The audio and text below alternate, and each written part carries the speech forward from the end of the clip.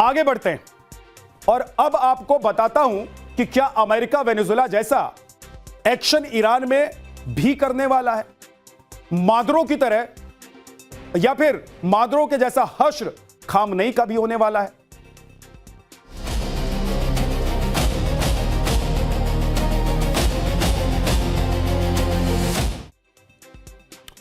दो 2026 का पहला हफ्ता भी नहीं बीता है कि दुनिया के एक छोर से दूसरे कोने तक उथल पुथल मच चुकी है। वेनेजुएला का तमाशा बनाने के बाद अमेरिका खुल्लम खुल्ला दादागिरी पर उतर आया है, तो चीन ने ताइवान की तरफ फिर आंखें तरेड़ ली है। 4 साल बाद भी यूक्रेन की धरती रूस की मिसाइलों से दहल रही है, तो हमारी सरहद से करीब 3000 किलोमीटर के फासले पर एक मुल्क सदी की सबसे बड़ी त्रासदी की तरफ बढ़ रहा है। ईरान में हजारों लोग सड़कों पर हैं। बगावत की आग बड़े शहरों, कस्बों के बाद अब दूर दराज के गांवों तक फैल चुकी है, और यह आग तेहरान के उन हुक्मरानों के खिलाफ है जिनकी एटमी जिद ने ईरान को तबाह करने में कोई कसर नहीं छोड़ी। लोग अयातुल्लाह के खिलाफ मुल्ला ईरान छोड़कर जाए और तानाशाह की मौत जैसे नारे लगा रहे हैं, और इन नारों को खामोश करने के लिए खामनेई के वर्दी वाले सरेआम गोलियां दाग रहे हैं। अब तक 78 शहरों में प्रदर्शन हो चुके हैं। पुलिस की फायरिंग में 35 लोग मारे जा चुके हैं। 1200 से ज्यादा लोग हिरासत में लिए गए हैं। ईरान क्यों सुलग रहा है? ईरान में सत्ता के खिलाफ गुस्सा क्यों है? ईरान की बर्बादी का जिम्मेदार कौन है? और ईरान के हालात का हमारे देश पर क्या असर पड़ सकता है? इन सवालों का जवाब आज आपको बताने वाला हूं। लेकिन पहले सबसे बड़ा सवाल, और सवाल यह कि क्या वेनेजुएला के बाद अमेरिका ईरान पर हमला करने वाला है? क्या वेनेजुएला के राष्ट्रपति निकोलस मादुरो की तरह प्रेसिडेंट ट्रंप ईरान के सर्वोच्च नेता खामनेई को भी अगवा करने का ऑर्डर देंगे? आप सोच रहे होंगे कि ऐसा कैसे हो सकता है? ट्रंप की खामनेई से क्या खुन्नस हो सकती है? तो जान लीजिए कि ईरान को बर्बाद करने में कहीं ना कहीं अमेरिका का ही हाथ है। कैसे, ये आगे आपको बताऊंगा। वेनेजुएला के राष्ट्रपति को घर से उठाने के बाद ट्रंप साहब के तेवर सख्त हैं। कह रहे हैं कि ईरान पर तगड़ी चोट पड़ने वाली है। ऐसे में माना जा रहा है कि वेनेजुएला का तमाशा बनाने के बाद अब ईरान का नंबर आने वाला है। वैसे खामनेई भी कम नहीं है। अमेरिका और इजराइल को घुटने टेकने पर मजबूर करने की कसम खा रहे हैं। खामनेई अमेरिका और इजराइल से किस कदर खार खाए हुए हैं, उनकी बातों से अंदाजा लगाया जा सकता है। वैसे विरोधियों को घुटने टेकने पर मजबूर कर देने की कसम खाने वाले खामनेई का एक तगड़ा प्लान सामने आया है। ईरान में हो रहे बवाल को रोकने में नाकाम रहने पर खामनेई ईरान से फरार होने की तैयारी में है, और अकेले नहीं बल्कि अपने बेटे और उत्तराधिकारी मुस्तबा समेत करीब 20 लोगों के साथ रूस फरार हो सकता है। अब यह जानना भी जरूरी है कि ईरान में पब्लिक सड़क पर क्यों उतरी है, क्यों खामनेई के खिलाफ बगावत बवंडर बन चुकी है। इसकी शुरुआत 28 दिसंबर को हुई। उस दिन भी तेहरान की सुबह आम दिनों की तरह ही हुई थी, शांति के साथ। लेकिन दिन चढ़ते चढ़ते आवाम का हुजूम उमड़ने लगा। इसमें ज्यादातर दुकानदार थे। दुकानदारों ने ईरान की करेंसी रियाल की गिरती कीमत और महंगाई के खिलाफ मोर्चा खोल दिया। देखते ही देखते विद्रोह कई इलाकों में फैल गया। आम लोगों के साथ छात्र भी मैदान में उतर पड़े, और ऐसा होना ही था। पता है क्यों? सुनिए।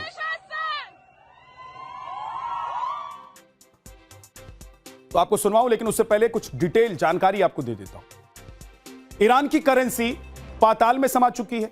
दिसंबर में $1 की कीमत 14 लाख रियाल तक पहुंच गई, जो अब तक का सबसे निचला स्तर था।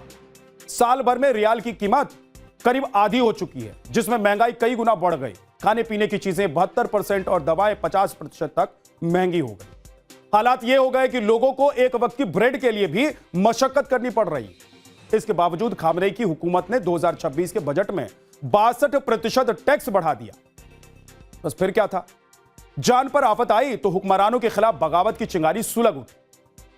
आपके जहन में यह सवाल उमड़ रहा होगा कि जो ईरान दुनिया का 5वां सबसे संसाधन संपन्न देश है, उसके पास प्राकृतिक गैस का दूसरा सबसे बड़ा भंडार है और कच्चे तेल का चौथा सबसे बड़ा भंडार है, वो मुल्क इस कदर कैसे बर्बाद हो गया कि खाने के लाले पड़ने लग गए?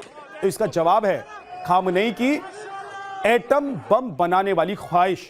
जी हां, ईरान की बर्बादी की बड़ी वजह यही है। अब आपको समझाता हूं आसान भाषा में यह ख्वाहिश क्या है और कैसे ईरान को इसने बर्बाद किया है। दशकों पहले ईरान और अमेरिका के बीच काफी अच्छे संबंध थे। ईरान में तब शाह मोहम्मद रजा पहलवी का शासन हुआ करता था, जो अमेरिका के प्रमुख सहयोगियों में से एक माने जाते थे। ईरान अमेरिका से हथियार खरीदता था। वहां पर CIA की तकनीकी टीम मौजूद रहती थी, जो तब के सोवियत संघ पर नजर बनाए रखने का काम किया करती थी। 1979 में ईरान में इस्लामी क्रांति की शुरुआत होती है। शाह मोहम्मद रजा शाह के खिलाफ जबरदस्त प्रदर्शन होते हैं। विरोध प्रदर्शन के दौरान करीब 20 लाख लोग शाह के खिलाफ प्रदर्शन करने के लिए शहायाद चौक में जमा हो जाते हैं, लेकिन सेना ने उनके खिलाफ कार्रवाई करने से इनकार कर दिया था। इसके बाद शाह का तख्ता पलट कर दिया गया और ईरान की सत्ता अयातुल्लाह खामनेई के हाथ में आ गई थी। 1979 में ही तेहरान में अमेरिकी दूतावास पर कब्जा कर लिया गया। अमेरिका के डिप्लोमेट को 444 दिन तक बंधक बनाकर रखा गया और यहीं से अमेरिका और ईरान में रंजिश की शुरुआत हुई थी। इसके बाद ईरान ने एटम बम बनाने की जिद पकड़ ली, तो अमेरिका ने कई तरह की पाबंदियां उस पर लगा दी। हालांकि 2015 में ईरान और अमेरिका के बीच संबंध थोड़े से बेहतर ठीक होते हुए नजर आए। दोनों के बीच न्यूक्लियर डील पर बातचीत होने लगी थी। बदले में अमेरिका ईरान पर से प्रतिबंधों को कम करने के लिए तैयार भी हुआ था। लेकिन 2018 में ट्रंप ने अमेरिकी राष्ट्रपति बनते ही संबंध फिर से खराब कर लिए। ट्रंप ने ईरान के साथ संबंध पूरी तरह तोड़ लिए हैं और अब हालात यह है कि ट्रंप ईरान का हाल भी वेनेजुएला जैसा ही करने को तैयार बैठे हुए हैं।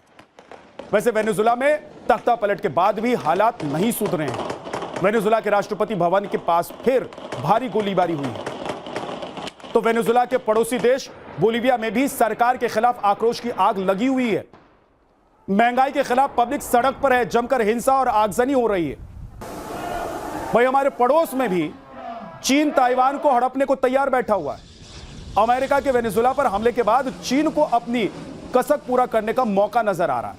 मौका के तौर पर चीन इसे देख रहा है और कहने का मतलब यह भी है कि 2026 की शुरुआत में ही दुनिया के बड़े बड़े तानाशाहों की कुर्सियां हिलने लगी। बांग्लादेश हो या फिर नेपाल हो, ईरान हो या फिर वेनेजुएला, पूरी दुनिया का वर्ल्ड ऑर्डर हिला हुआ है। एशिया से अफ्रीका, दक्षिण अमेरिका से लेकर यूरोप, हर जगह से विकराल तस्वीरें सामने आ रही हैं। उम्मीद है आने वाले दिनों में हालात सुधरेंगे, जंग का दौर खत्म हो। और क्लियर कट में अब अगली स्टोरी, यूपी में SIR ड्राफ्ट लिस्ट जारी हो गई है। इसे लेकर सारी डिटेल, तमाम जानकारियां अब आपको दिखाऊं।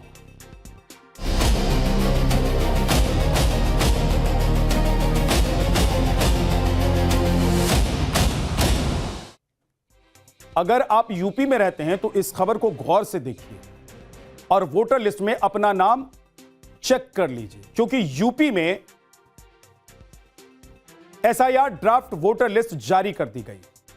SIR के बाद यूपी में कुल कितने वोटर हैं, कितने नाम काटे गए हैं, नाम हटाए जाने की वजह क्या है और फिर से वोटर लिस्ट में कैसे नाम आप जुड़वा सकते हैं, आपके जुड़ेंगे, ये सब आज बताने जा रहा हूं आपको। For more of such videos, do like, share and subscribe to ET Now Swadesh.